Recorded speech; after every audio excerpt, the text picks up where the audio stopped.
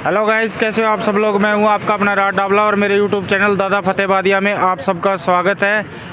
Guys, मैं इस time पे धांगड़ गांव में खड़ा हूं NH 9 पर, ठीक है। और यहाँ पे मेरे साथ अभी हैं मधुसूदन वकील जी हैं जो अपने, और विनय शर्मा जी हैं, और एडवोकेट भादू साहब हैं, और विकास मांझू जी हमारे साथ इस समय मौजूद हैं।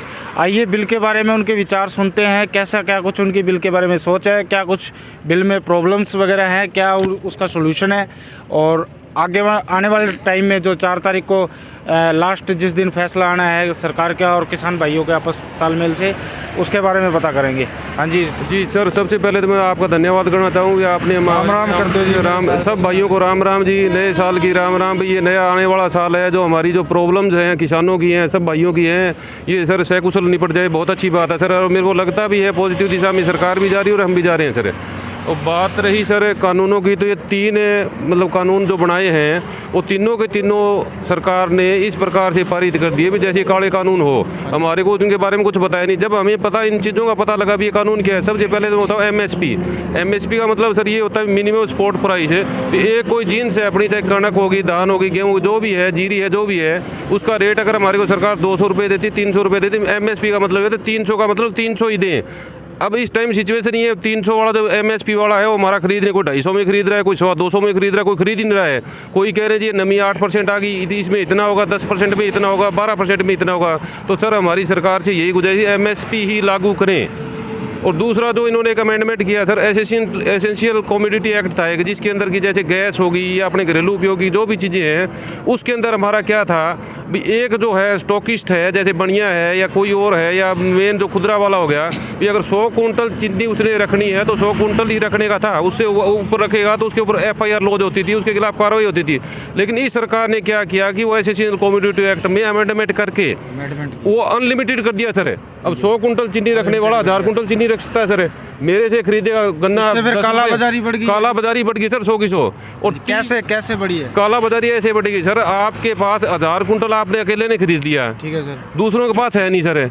मेरी चीज़ तो आपने ले ली, कल को आप बेचोगे 20 रुपये वाली चीज़ आप 100 रुपये में बेचोगे, रोकेगा कौन आपको?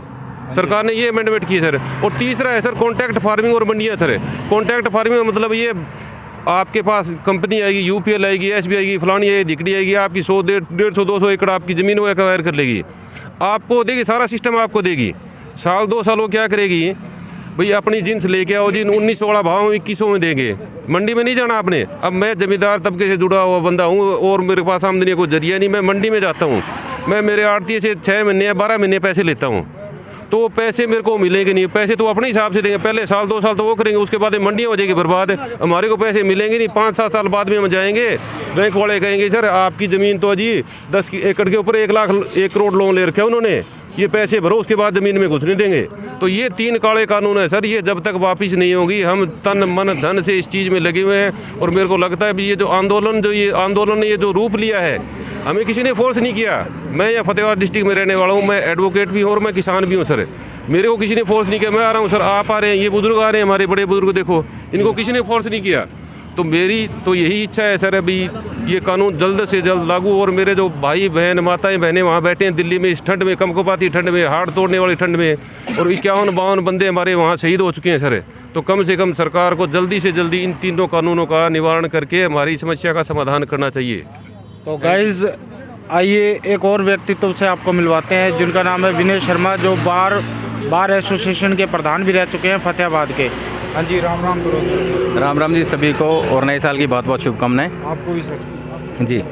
तो बिल के बारे में बताइए जी, कुछ क्या कमियां हैं बिल में और क्या बेनिफिट्स हैं? मेरे साथी दोस्त ने, मधुसूदन जी ने सब कुछ बता दिया है वैसे बिल के बारे में, उसको रिपीट ना करते हुए मैं यही कहूँगा कि जो कॉन्ट्रैक्ट फार्मिंग वाला जो एक कानून लाए हैं ये लोग, सरासर गलत है। क्योंकि अगर हम कॉन्ट्रैक्ट कर लेंगे उनके साथ में, तो कॉन्ट्रैक्ट होने के बाद में एक तो गारंटी नहीं है, उन्होंने गारंटी वर्ड दे दिया एक तो वैसे, लेकिन वो गारंटी किस चीज़ पे दी है? गारंटी वर्ड नहीं दिया इन्होंने कुछ भी। और दूसरा जो MSP की बात कर रहे थे अभी मेरे वकील साथी, MSP बिल्कुल लागू होनी चाहिए इस टाइम पे, क्योंकि MSP लागू नहीं होगी तो हमारी जो औने पौने भाव में खरीदी जाएगी ज़मीन। तो गेहूँ का रेट जो प्रति क्विंटल है वो MSP के हिसाब से कितना होना चाहिए? MSP के हिसाब से इस टाइम तो कम से कम मान के चलो जी 2500 रुपये। 2500 रुपये कम से कम ठीक है जी। तो आइए विकास जी से बात करते हैं। जो एमएसपी में और जो कॉन्ट्रैक्ट फार्मिंग है उसमें जो आलू की खेती हुई थी, उस आलू में साइजिंग वगैरह का क्या चक्कर था भाई? कोई साइज उतने आलू का साइज का आलू लेंगे हम? चक्कर था सर, ऐसा है वो एक कोई कंपनी ने कांटेक्ट किया था। अब आलू तो एक ऐसी चीज़ है सर है, एक तो चीज़ आप प्रोडक्ट आप तैयार करते हो सर, आपने टूथपेस्ट तैयार कर लिया, आपने माचिस तैयार कर ली, उसमें 50 डिलीवरी स्टैंडर्ड की होगी सर। ये तो नेचर पे डिपेंड करता है ना, नेचर पे डिपेंड करता है। बारिश आ गई कि नहीं आ गई, फसल में पानी कितना दिया है, फसल में स्प्रे कितनी करी है, तो आलू का हिसाब में साइज में कैसे तय कर सकता हूँ सर? तो सर ये हम धोखाधड़ी हुई है सर हमारे साथ है, हमारे साथ इतने कॉन्टैक्ट कर लिया, हमारे को इतने पैसे दे दिए, हमारे इतने पैसे वो खा गए। वो तो कहीं ना कहीं इसमें कॉन्ट्रैक्ट फार्मिंग में 500 ग्राम इनके हिसाब से ये नुकसान हुआ है। हाँ जी, आपकी उम्र कितनी है? मेरी है 85 साल। यहाँ पे खड़े हो आप किसान भाइयों के साथ में? किसान भाइयों से साथ हूँ मैं। और एक बुजुर्ग से और बात करते हैं, आइए उनसे पूछते हैं कि बिल के बारे में उनकी क्या सोच है। की कहोगे जी, बिल के बारे में क्या बोलोगे आप? मानने अनपढ़ गाँव में तो मतलब वैसे ही साथ दे रहे हो पूरा? गलत है। हाँ जी, क्या कहना चाहोगे बिल के बारे में? ये बिल काले कानून है, जो ये किसान विरोधी बिल है। और वैसे भी हमारी फतेहाबाद जिला बार एसोसिएशन ने किसानों को समर्थन दे रखा है, पूर्ण रूप से दे रखा है। और हमारे वकीलों प्रधान जी के नेतृत्व में दिल्ली भी जाके आए हैं, किसानों को समर्थन दिया है। और जो किसान है, जो हमारे पीछे भी किसानों पर जिस प्रकार कोई केस है, वो भी तमाम वकील साथियों ने विचार विमर्श करके उन किसानों के ऊपर जो फैसला लिया है कि किसानों के साथ जो हुआ है न्याय, उनके वो केस है वो फ्री में लड़ेंगे और फ्री में उनकी पैरवी की जाएगी।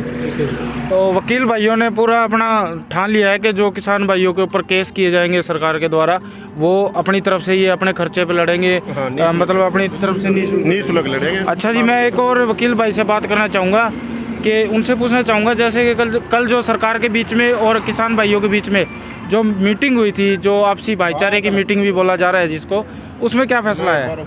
उसमें 2 कानूनों पर सहमति हुई है जी। अच्छा जी, कौन से कानून है वो? बिजली और उसमें अपने जो है इसमें मुझे पर्यावरण के बारे में है, तो मुझे लगता नहीं है अभी वो सही होंगे अभी तक तो। और कुछ आप क्या बोलना चाहोगे? मैं तो शुरू से आपके साथ लगा हुआ हूँ। हमारा ये पिछली 13 तारीख से भंडारा यहाँ गांव में चला रखा हमने, और किसानों की सेवा कर रहे हैं और करते रहेंगे जब तक ये आंदोलन तब चलता रहेगा तब तक। तो इसी के साथ गाइज मैं आप सबसे अलविदा लेता हूँ। मेरे चैनल को लाइक करें, शेयर करें, सब्सक्राइब करें प्लीज़। Thank you.